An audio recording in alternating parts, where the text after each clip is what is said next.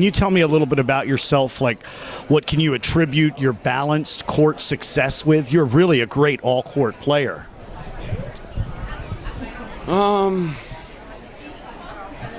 I mean, maybe the fact I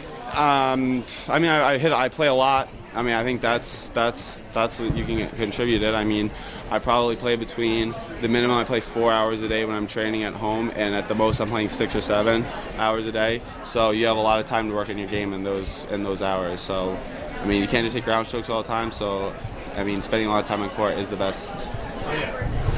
So what influenced your decision to turn pro, and are you still happy you did so? Yeah, I mean, I was 300 in the world when I was 17, going to my senior year of high school.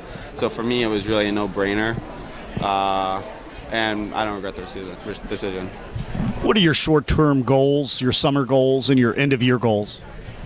My short-term goals are to keep improving, and my long-term goals are to keep improving. Sure enough.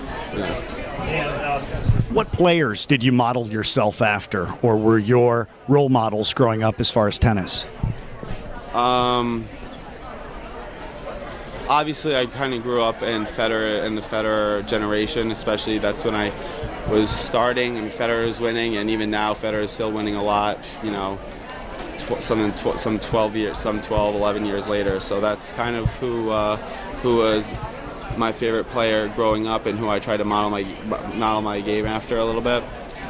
But right now, I mean, because I have a two-hand backhand and Federer has a one-hand backhand, it's obviously, I mean, I would like to hopefully play somewhat like Djokovic. So what was it like to play in the UK and in Europe after all these years in the States? Was it fun? Yeah, I mean, it's the same rules, it's the same court dimension, so it's really the same thing. I mean, you know, it's all the same. I mean, the courts are the same, the balls might be a little different, but I mean, it's the same thing. It's just, I guess, more or less cool that I could kind of live my dream of playing overseas and chase a tour, which is fun.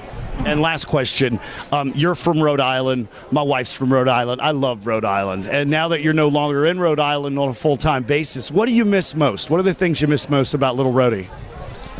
Well, I would say I miss a lot of things, probably just driving around and seeing the familiar things. For whatever reason, I like that. I like when I go home, I like to see the same thing I've seen maybe I guess the best way to explain it would be the drive to my house. I like the drive. I like seeing everything, how it's the same thing going on for years and years and years.